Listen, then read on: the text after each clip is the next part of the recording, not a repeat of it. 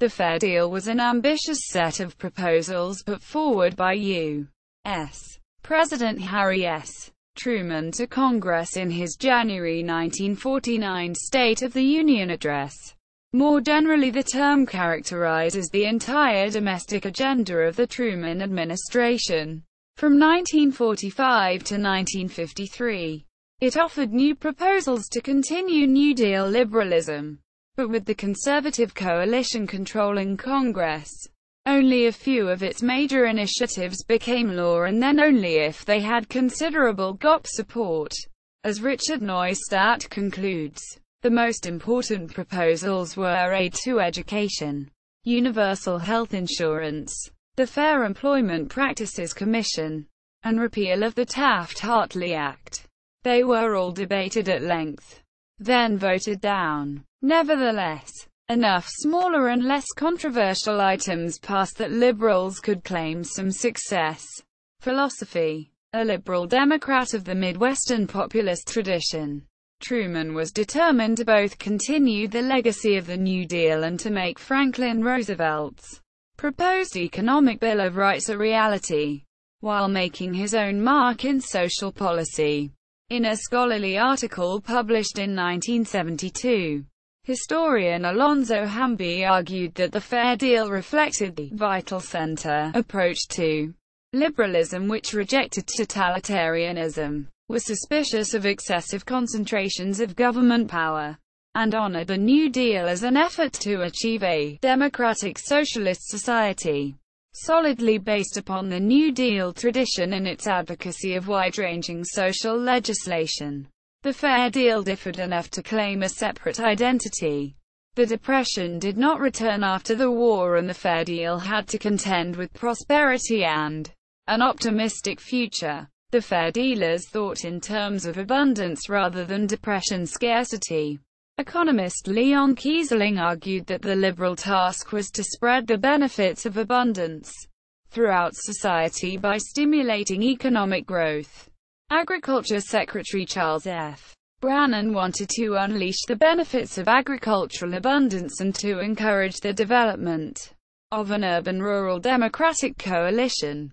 However, the Brannan plan was defeated by strong conservative opposition in Congress and by his unrealistic confidence in the possibility uniting urban labor and farm owners who distrusted rural insurgency. The Korean War made military spending the nation's priority and killed almost the whole Fair Deal, but did encourage the pursuit of economic growth.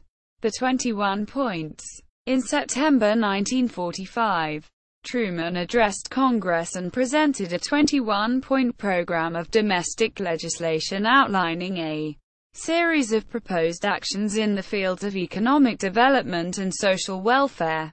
The measures that Truman proposed to Congress included major improvements in the coverage and adequacy of the unemployment compensation system, substantial increases in the minimum wage, together with broader coverage, the maintenance and extension of price controls to keep down the cost of living, and the transition to a peacetime economy. A pragmatic approach towards drafting legislation eliminating wartime agencies and wartime controls, taking legal difficulties into account, legislation to ensure full employment, legislation to make the Fair Employment Practice Committee permanent, the maintenance of sound industrial relations, the extension of the United States Employment Service to provide jobs for demobilized military personnel, increased aid to farmers, the removal of the restrictions on eligibility for voluntary enlistment and allowing the armed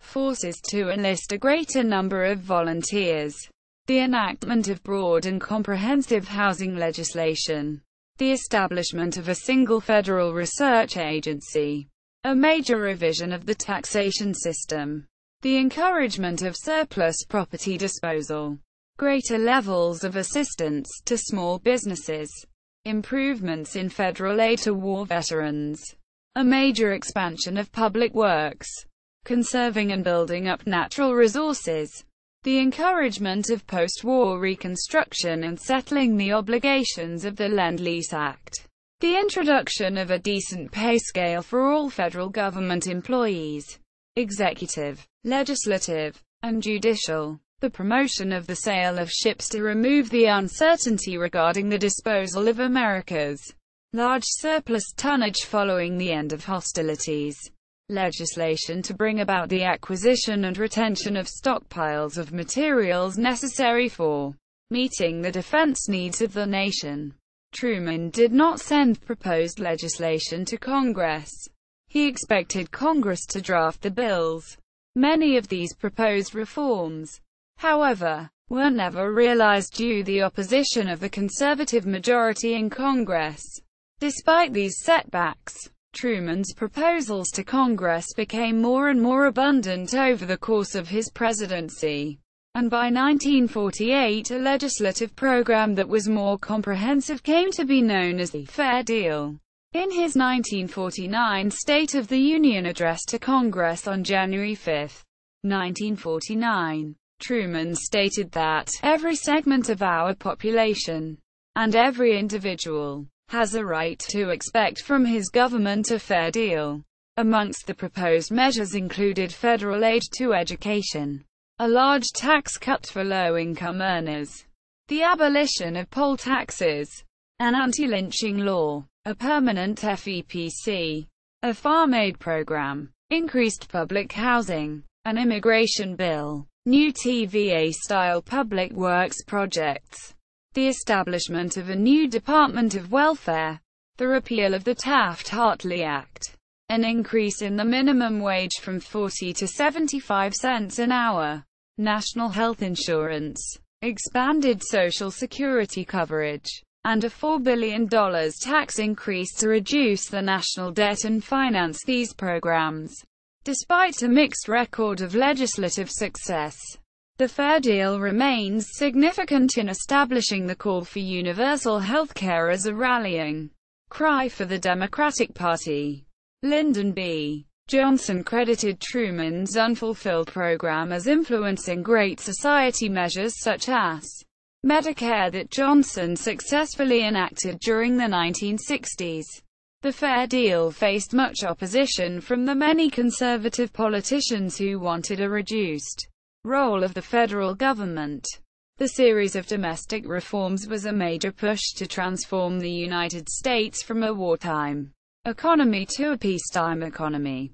In a context of post-war reconstruction and entering the era of the Cold War, the Fair Deal sought to preserve and extend the liberal tradition of President Franklin Delano Roosevelt's New Deal. During this post-World War II time, people were growing more conservative as they were ready to enjoy the prosperity not seen since before the Great Depression. The Fair Deal faced opposition by a coalition of conservative Republicans and predominantly Southern conservative Democrats. However, despite strong opposition, there were elements of Truman's agenda that did win congressional approval, such as the public housing subsidies co-sponsored by Republican Robert A.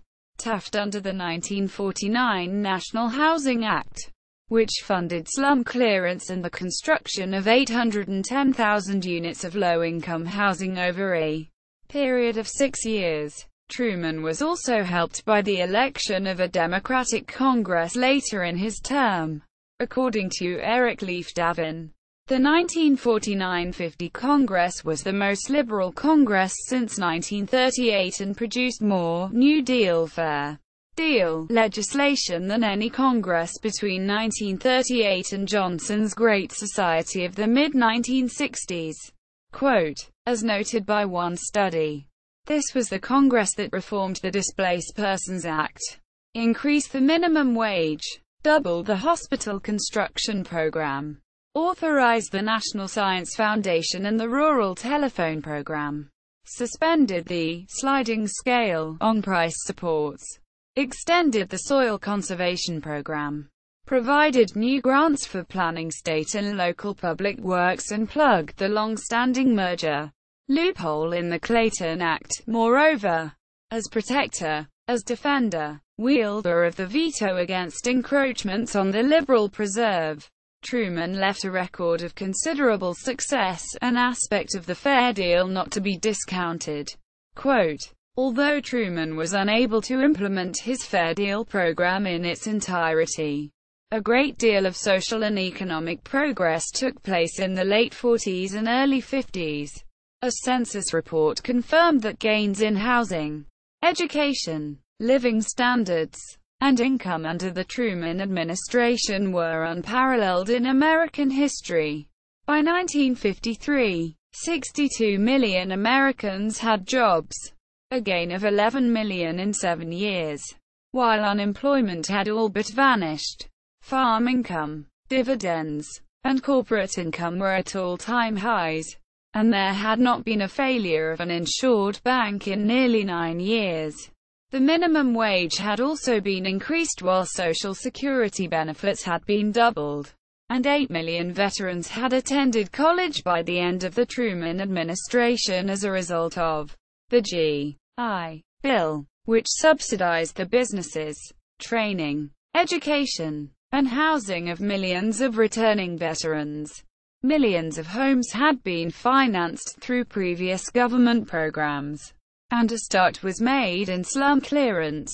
Poverty was also significantly reduced, with one estimate suggesting that the percentage of Americans living in poverty had fallen from 33% of the population in 1949 to 28% by 1952.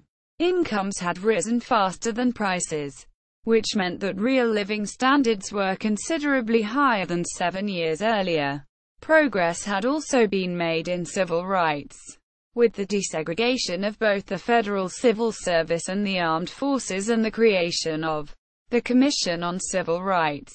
In fact, according to one historian, Truman had done more than any president since Lincoln to awaken American conscience to the issues of civil rights, legislation and programs. Note: this listing contains reforms drawn up by the Truman administration together with reforms drawn up by individual congressmen. The latter have been included because it is arguable that the progressive nature of these reforms, such as the water pollution law, which was partly a Republican initiative, was compatible with the liberalism of the Fair Deal. Civil rights movement. As senator, Truman had not supported the nascent civil rights movement. In a 1947 speech to the National Association for the Advancement of Colored People, NAACP, which marked the first time a sitting president had ever addressed the group, Truman said, "Every man should have the right to a decent home, the right to an education, the right to adequate medical care, the right to a worthwhile job, the right to an equal share in the making of public decisions through the ballot, and the right to a fair trial in a fair court." Quote, as president, he put forward many civil rights programs, but they were met with a lot of resistance by Southern Democrats. All his legislative proposals were blocked.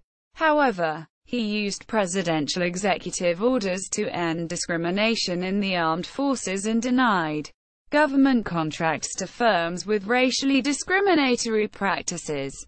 He also named African Americans to federal posts, except for non-discrimination provisions of the Housing Act of 1949.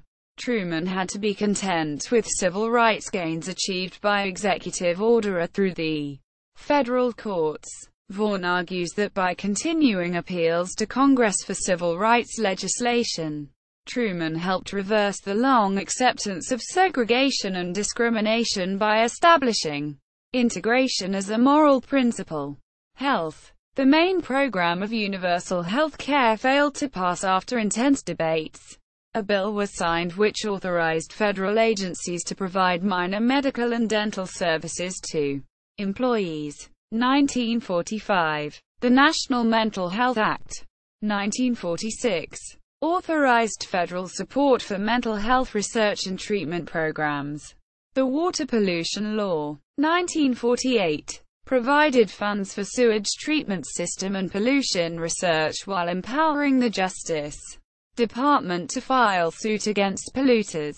The Federal Insecticide, Fungicide and Rodenticide Act, 1947, introduced regulations on the use of pesticide in food production. The Hill-Burton Act, Hospital Survey and Construction Act, 1946, established a federal program of financial assistance for the modernization and construction of hospital facilities. The program brought national standards and financing to local hospitals, and raised standards of medical care throughout the United States during the course of the 50s and 60s. While the legislation favored middle-class communities because it required local financial contributions, it channeled federal funds to poor communities, thus raising hospital standards and equity and access to quality care. The program required hospitals assisted by federal funding to provide emergency treatment to the uninsured and a reasonable volume of free or reduced-cost care to poor Americans. The Hospital Survey and Construction Amendments of 1949 raised the amount of federal funding available and raised the federal share of hospital construction to 2/3. These amendments made it possible for less wealthy communities to benefit from the Hill-Burton Act of 1946. A program was established to fund payments to medical vendors for care of aged persons on low incomes. 1950. Funding was authorized for research and demonstration relating to the coordination, utilization, and development of hospital services. Grants to states for cancer control were introduced. 1947. The Omnibus Medical Research Act, 1950, authorized the establishment of the Institute of Neurological Diseases and Blindness and the transmutation of the Experimental Biology and Medical Institute into the much larger Institute of Arthritis and Metabolic Diseases. The legislation also empowered the Surgeon General to establish additional institutes when he felt that they weren't necessary, and also to conduct and support research and research training relating to other diseases and groups of diseases. Single quote. The Atomic Energy Commission was directed by Congress to investigate the linkage between atomic research and cancer therapies, providing some $5 million for this purpose. 1950. A clinical and laboratory research center was established. 1947. The research construction provisions of the Appropriations Act for FY 1948 provided funds for the acquisition of a site, and the preparation of plans, specifications, and drawings for additional research buildings and a 600-bed clinical research hospital and necessary accessory buildings related thereto to be used in general medical research. Quote, the National Heart Act, 1948, authorized the National Heart Institute to assist, conduct, and foster research, provide training, and to provide help to the states in the diagnosis, prevention, and treatment of heart diseases. The National Institute of Dental Research was authorized by the National Dental Research Act, 1948, to conduct, assist, and foster dental research, provide training, and cooperate with the states in the prevention and control of dental diseases. Quote, a National Institute of Arthritis and Metabolic Diseases was established. 1950. A National Institute of Neurological Diseases and Blindness was established. 1950. The Durham-Humphrey Amendment, 1951, defined the kinds of drugs that cannot be safely used without medical supervision and restricts their sale to prescription by a licensed practitioner. Quote, welfare. Under Truman, many adjustments were made to the social welfare system, although one of his key aims, to extend Social Security coverage to 25 million Americans, was never accomplished. Despite this, 10 million received Social Security coverage. The Federal Railroad Disability Insurance Program was enacted. 1946. The Social Security Act was amended. 1950, to provide a new category of state aid to the totally and permanently disabled.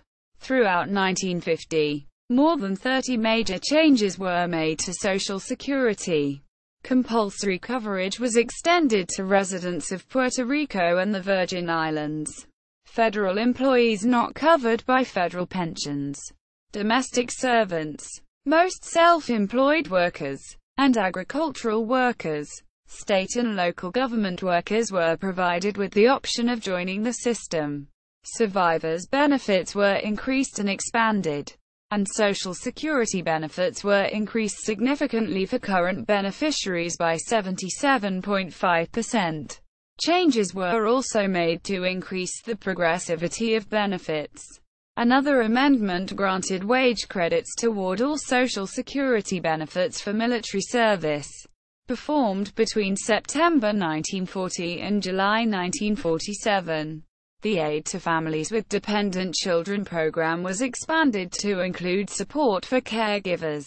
1950. Grants to states for public assistance to needy individuals, those who were totally and permanently disabled, and also to maternal and child welfare services, were broadened and increased. The Displaced Persons Act admitted individuals who were victims of persecution by the Nazi government. The admissions numbers for displaced persons were doubled to 400,000. 1950. Federal financial participation of public assistance payments was increased. 1946. Compulsory contribution to Social Security was expanded, in principle, to all dependent employees and workers. 1946.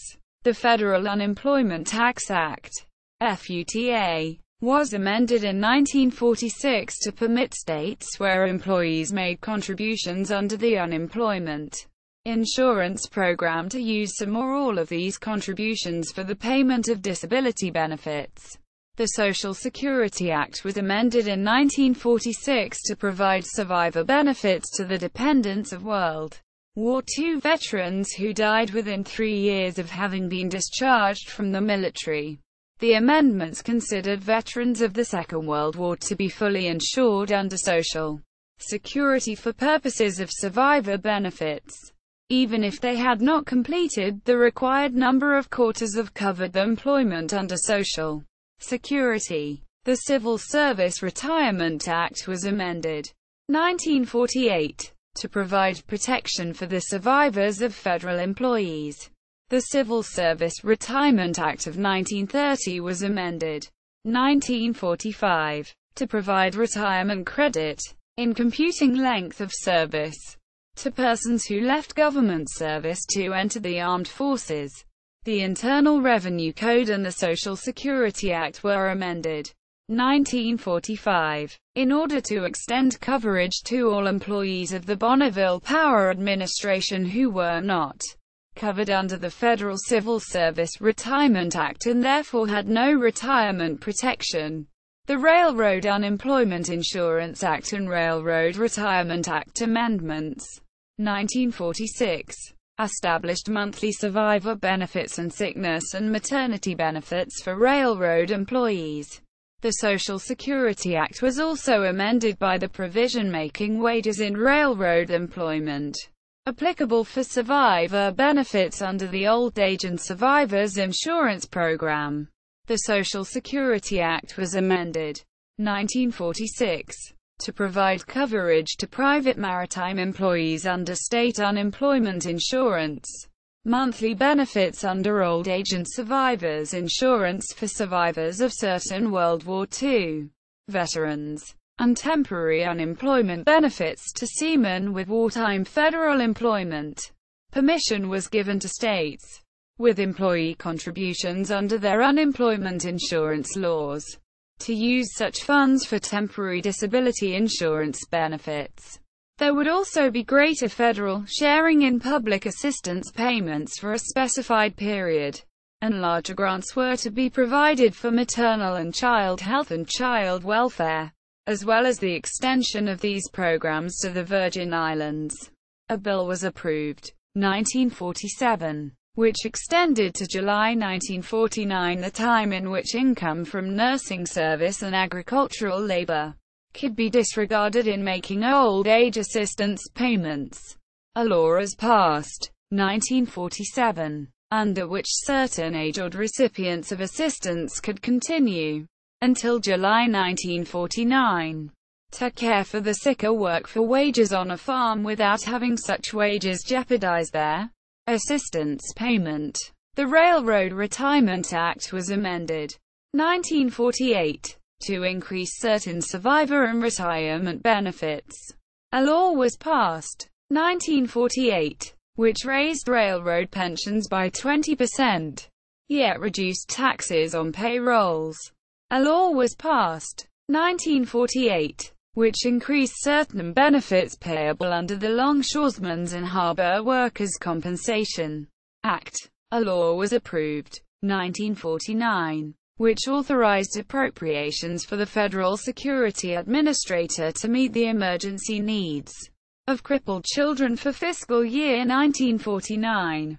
In addition to funds authorized under the Social Security Act, increases in Social Security benefits were authorized.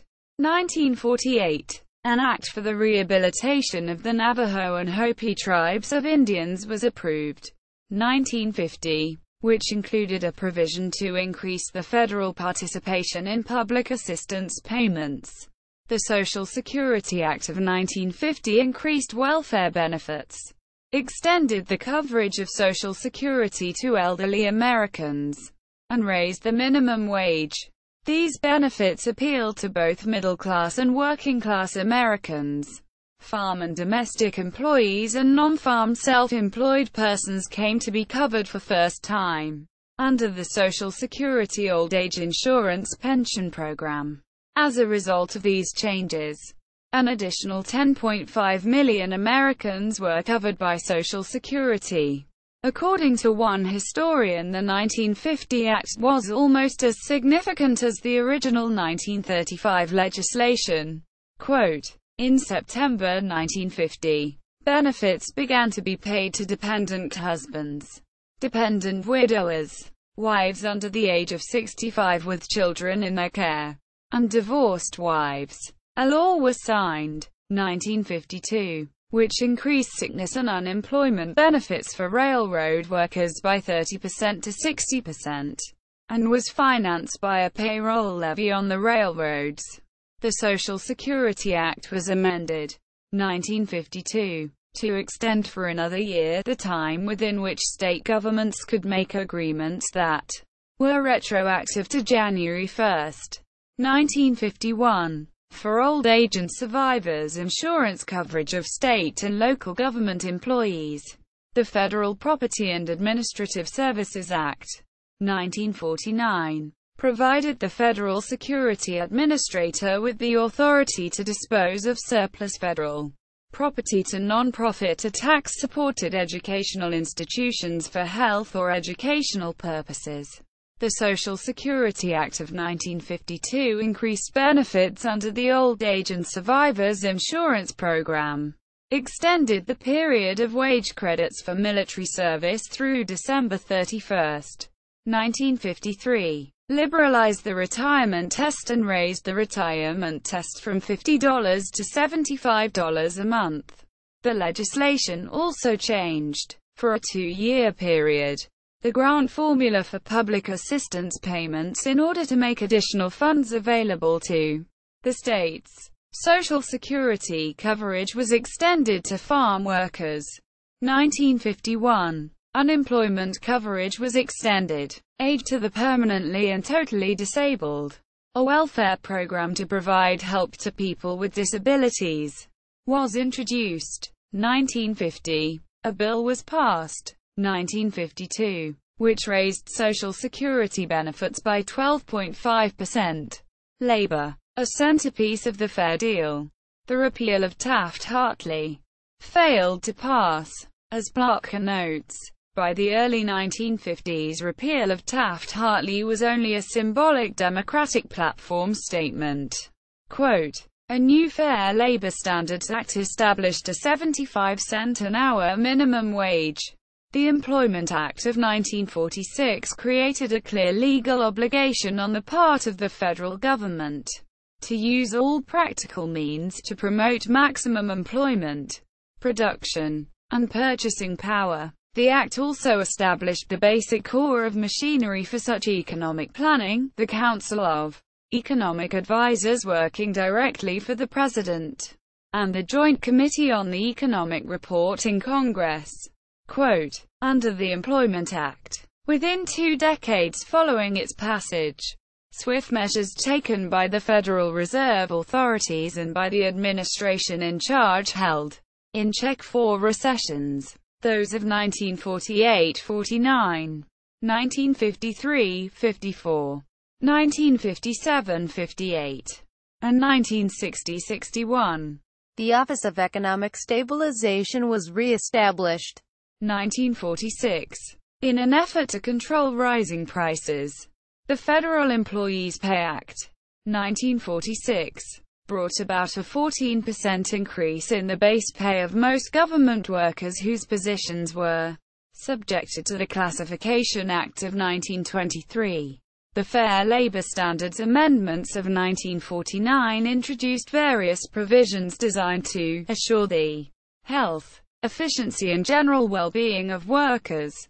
Quote, moderate tax relief for low-income earners was passed by Congress.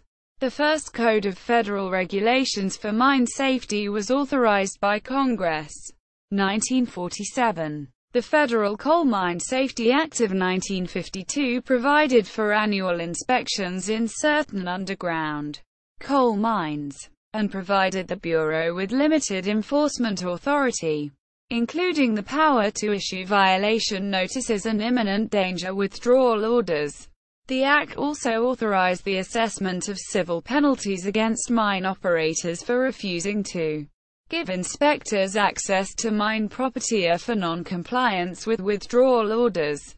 Although no provision was made for monetary penalties for non-compliance with the safety provisions, child labor was finally prohibited through an amendment to the Fair Labor Standards Act, 1949. The number of employees covered by the federal minimum wage was increased. The Judiciary and Judicial Procedure Act of 1948 prohibited employers from intimidating, discharging, threatening to discharge, or coercing permanent employees for serving jury duty.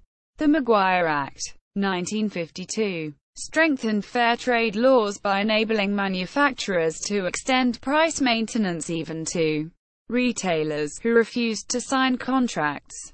Quote, education. As Donaldson notes, the major proposal for large-scale federal aid to education died quickly, mostly over whether aid should be given to private schools. Quote, the National School Lunch and Milk Act, 1946, established school lunch programs across the United States, with the purpose of safeguarding the health and well-being of the nation's children and to encourage the consumption of agricultural abundance. This legislation introduced the provision of commodity donations and federal grants for non-profit milk and lunches in private and public schools. The program had the strong support of conservative congressmen from rural districts. The George Badden Act, 1946, expanded federal support for vocational education. The Fulbright program was established, 1946, becoming one of the world's largest and most respected cooperative educational programs for the interchange of graduate students, teachers, and scholars. Quote, the National Science Foundation was established to support education and research in science. The Federal Impacted Areas Aid Program, 1950, authorized federal aid to school districts in which large numbers of federal employees and tax-exempt federal property create either a substantial increase in public school enrollments or a significant reduction in local property tax revenues. Quote, long-term low-interest loans to colleges for dormitory construction were authorized. 1950. Following the outbreak of the Korean War, aid was provided for current expenses and for the construction of additional school facilities in districts which had become centers of wartime activity and were overwhelmed by the arrival of military personnel and their families. $96.5 million was appropriated for school construction under P.L. 81-815. 1950. The federal government funded scholarships and loans for nursing students and provided aid to medical schools in order to meet the growing need for caregivers. $23 million was appropriated for school operating expenses under P.L. 81-874. 1950. Housing. During the Truman years, the role of the federal government in the field of housing provision was extended, with one major reform in particular. The Housing Act of 1949, passed with the support of the conservative Senator Robert A. Taft. The Housing Act of 1949 was a major legislative accomplishment stemming from the collaboration of the Fair Deal and conservative leader Senator Taft. This led to the allocation of federal funds to go towards 800,000 units of public housing. The Federal Housing and Rent Act, 1947, was passed to encourage the construction of new rental housing in cities. The Housing and Rent Act, 1949, extended federal rent control authority. The Farmers' Home Administration was established, 1946, to assist self-help rural housing groups as well as to make grants and loans for the repair and construction of rural homes. More money was provided for farm housing.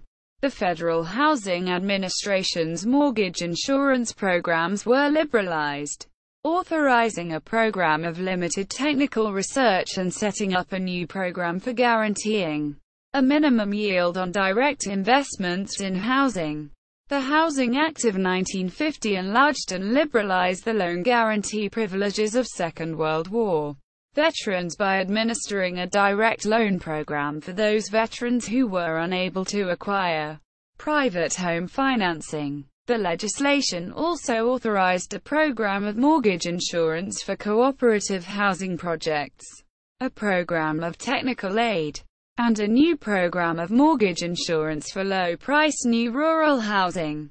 A permanent national housing agency was established, 1947, promising coordination of the principal non-farm housing functions of the federal government. Rent controls were extended, 1951, to cover previously exempted categories. Funds were provided for slum clearance and urban renewal. Appropriations for the Farmers' Home Administration were increased. 1950. Veterans. Veterans' benefits were non-controversial and won support from left and right. The Veterans Emergency Housing Act, 1946, encouraged the construction of housing for returning soldiers. The Veterans Regulations were amended, 1945, to provide increased rates of pension for certain service-incurred disabilities, generally on a parity with rates payable for similar disabilities under the World War I Veterans Act, 1924, as amended. The Veterans Readjustment Assistance Act, 1952, included provisions for unemployment compensation for veterans under a uniform federal formula. Legislation was approved, 1952, which increased veterans' compensation and pension rates. A law was signed, 1949, which extended for 1 year to June 1950 reconversion and unemployment benefits for seamen, provided by Title 13 of the Social Security Act. $3.7 billion was spent of key benefits from 1945 to 1949. The Social Security Act was amended, 1952, to grant wage credits towards Social Security benefits for each month of military service after July 1947 and before January 1954. Agriculture. Dean shows that the major Fair Deal initiative, the Brannan Plan, proposed by Secretary of Agriculture Brannan, failed in Congress because Truman delayed too long in presenting it before Congress and it lost initiative, and because he never consulted with top leaders in farm legislation. A separate Anderson Act was signed in 1949 that had more in common with the Republican-sponsored Agricultural Act of 1948 than Secretary Brannan's plan did.